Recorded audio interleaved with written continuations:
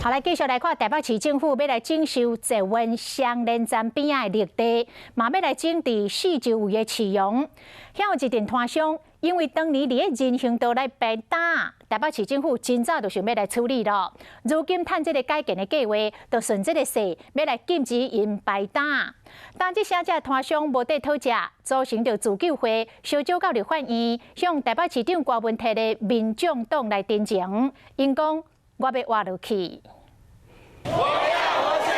手提写字的纸，大写画口号，每一个看起来拢有血啊！因是台北市双连相款的摊商，台北市政府要改建双连捷运站边仔的公园，所以摊位有一部分都要刷走。摊商希望民众党替因甲市长တင်情。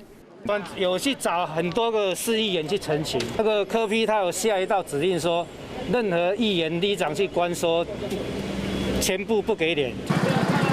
这就是双连市场，平常时人来客去，又搁因为是离捷运双站边啊，交通足方便的。附近的婆婆妈妈买菜拢伫遮，但是因为道边的摊位占伫人行道顶管，影响到交通，长期嘛是游走伫违法的边缘，即马就要刷走啊。好一个礼拜，我们就没办法在这里了。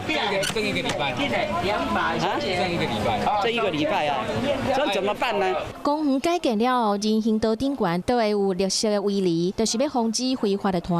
但是摊商当日伫遮做生意，剩一礼拜就要搬走，真烦恼。需要落实救济的部分的话，我们礼拜六的说明会有邀请我们台北市政府的社会局，还是会以7月1号开工为目标。虽然台北市长郭文泰嘛是派人接下自救会တင်情书，但是工程要开工啊，是不是爱帮助摊商找出路？恐惊就要多多考量。